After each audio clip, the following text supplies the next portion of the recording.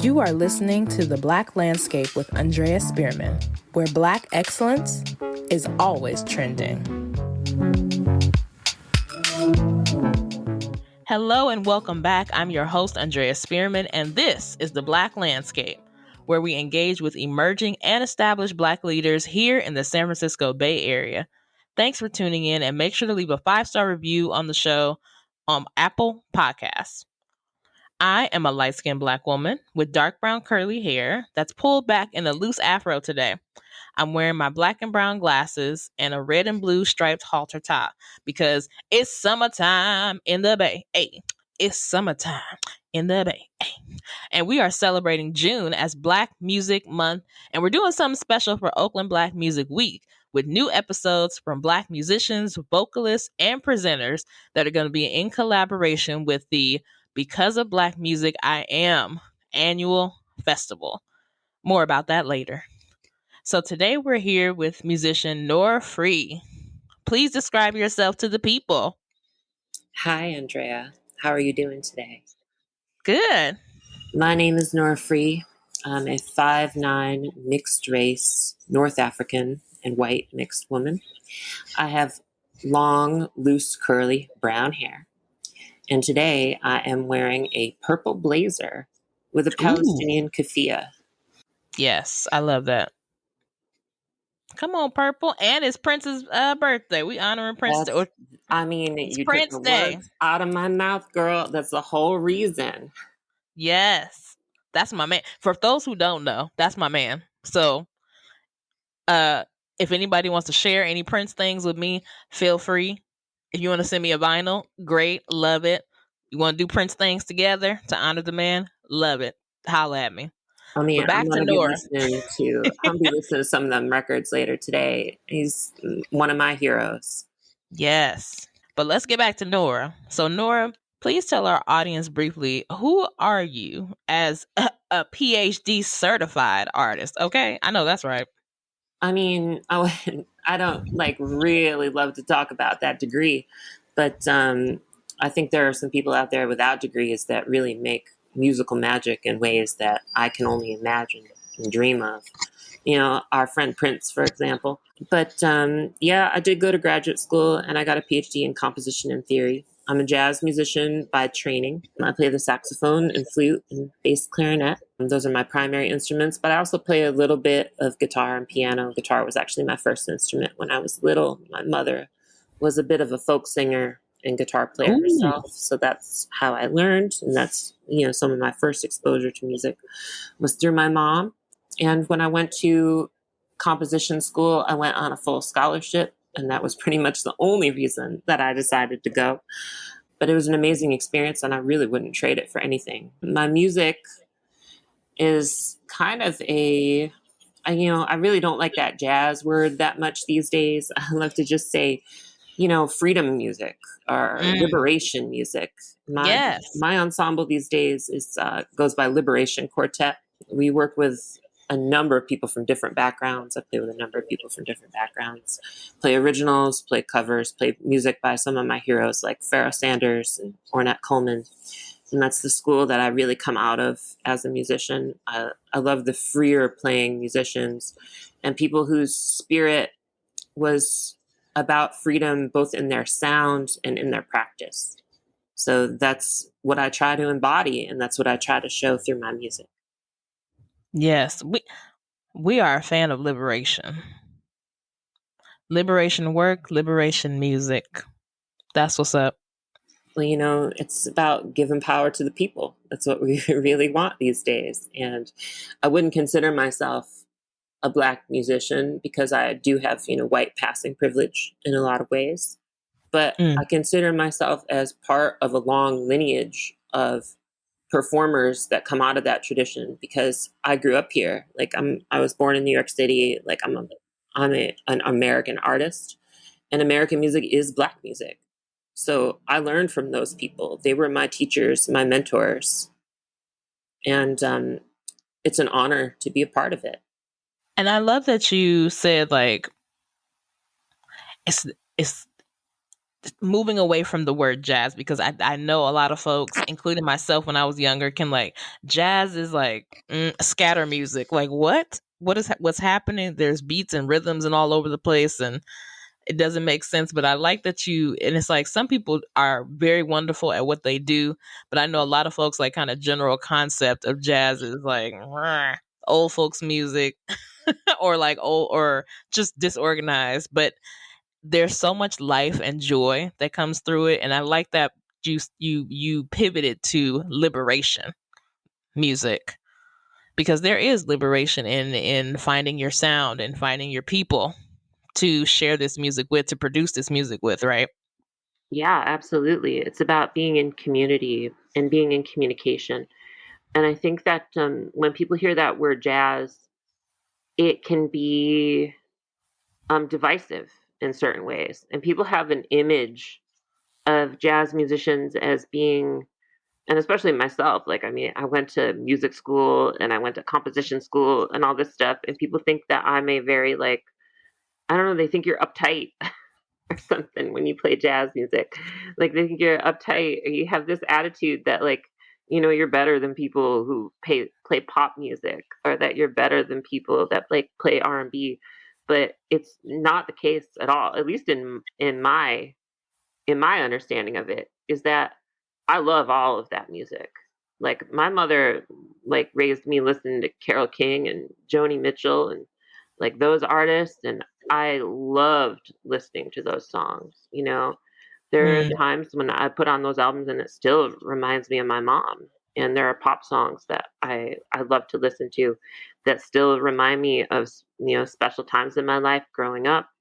That Prince record that we were just talking about, that first Prince record where he's on the cover, like shirtless. I have that on Mhm. vinyl, and I've had that album since I was 15. Wow. And I love that record. Like, I will wear that thing out, and then I'll still have it, and I'll put that on my wall. So it's about communication. Music for me has always been about communication and community. Like the root of communication is community. It's about finding your people, finding the space, finding the place where you belong. And I feel like the Oakland community has embraced me so much. And I feel like such deep respect for people like Valerie Trout and Kev Choice and people that are making this festival happen, because it's a gorgeous thing. And the fact that what they want to use the space that Tiffany Austin and I are doing with Wyldflowr Arts, I mean, what an honor that is to be a part of something that's so special and so meaningful for so many people here in Oakland. Yes. And let's talk more about Wildflower Arts. We did talk to Tiffany, and she shared that, it was a differently named space before, but what do you think you all are bringing to it at this moment with the renaming? Well, I think the renaming has a lot to do with the fact that we're just not the same people that were working in that room before. Mm-hmm. And I love those two people that I started the room with. They were lovely humans.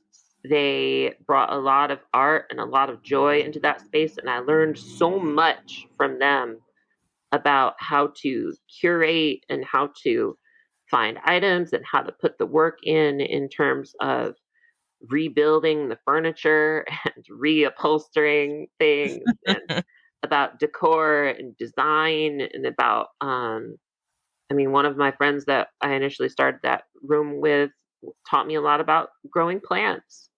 And Mm-hmm. I really want to honor those people.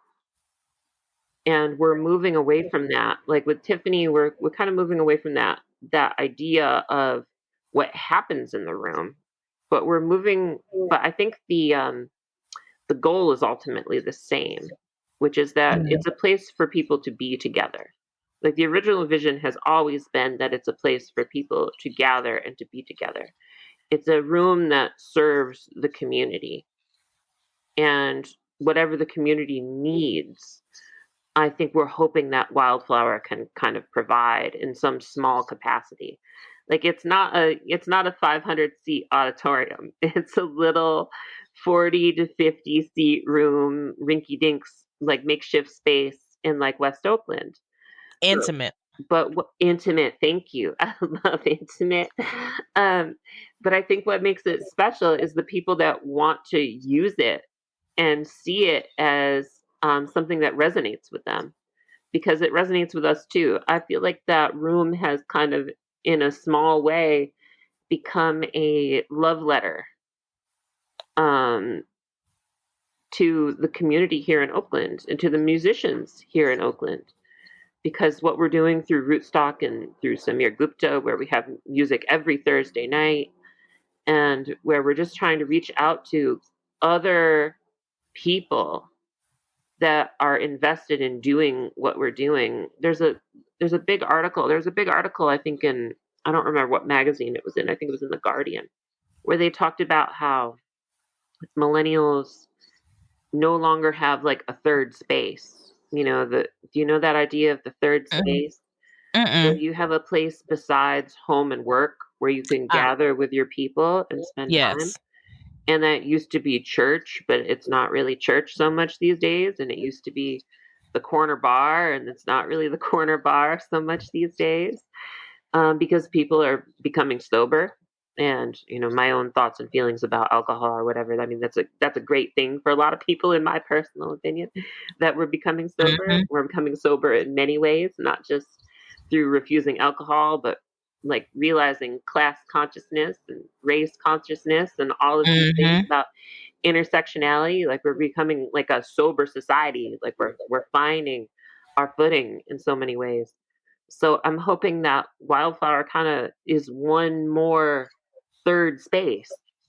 Like, it's a Mm. gathering place for people to meet and share ideas and be around each other and be around art and to be a part of something special, because it's not just about what Tiff and I do, it's about what we all do together. You're absolutely right. I'm looking forward to being there in the space. I mean, we're looking forward to hosting you. We so look forward to seeing like all of these beautiful faces like coming into our room and lighting it up. I think like I tell Tiffany all the time, I'm like, she's the ray of darkness, or she's the ray of sunshine in my cold dark world. She's Mm. a beautiful human being.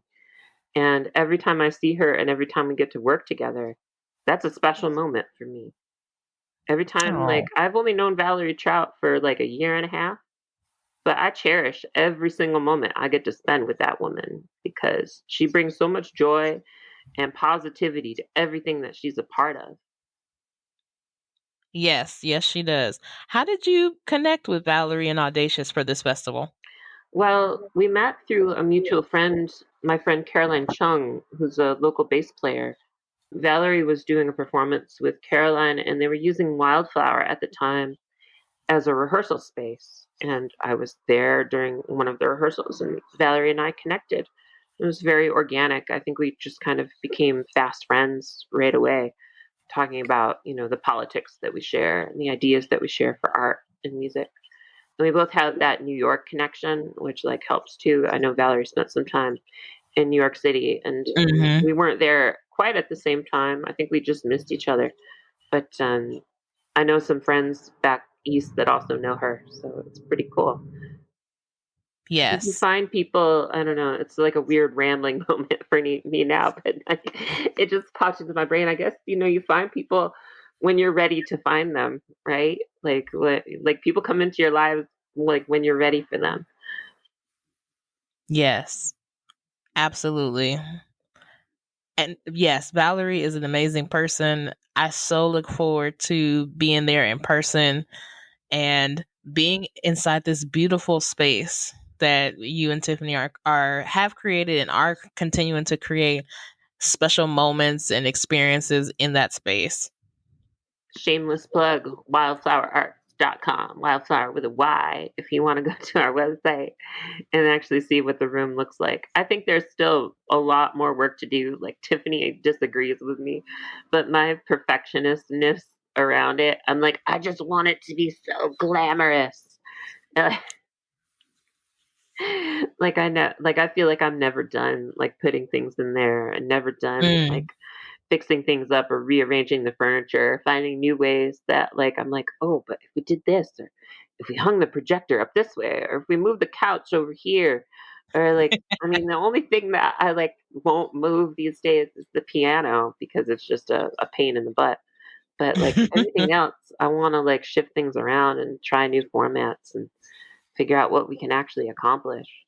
I have all these plans to like kind of make it almost like a little coffee shop in certain ways too. Like I want to build like a little bar like staging area so that I can have people come in and make coffee and make tea and make things like that. Hmm. I don't know. There's so many ideas. I'm rambling and I'm getting off on a tangent No now, worries. but No worries. Yes, we always want to be shifting space, shifting perspectives. And if you would just tell us again the dates of the festival so we can all show up and be there. on June 15th, we are doing a question and answer session with a local Black author. And I believe there will be live music at that performance as well. So there's all kinds of fun stuff happening these days. You know, Yes. next Oh, week is going to be amazing. I can't wait. yes. And tell us again the website and any social handles. So it's Wyldflowr Arts with a Y and no E at the end. So it's a little hard to find. But if you look up Wyldflowr Arts on Google, we should come up. Wyldflowr spelled with a Y. And the social media is at Wyldflowr Arts on Instagram. And we're also on Facebook now, I believe. But Wyldflowr Arts spelled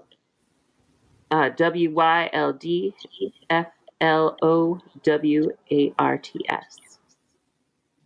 Awesome. Thank you so much for chatting with us today, Nora. Oh my God, thank you so much, Andrea. It was a real pleasure meeting you. And I really look forward to meeting you in person this coming week. Absolutely. And these links will be in our show notes. Tap in and support local creativity. Thank all of you out there for listening and supporting another season. Again, leave a review of the show on Apple Podcasts or leave your comments in our social media. This has been another episode of The Black Landscape with Andrea Spearman, where Black excellence is always trending.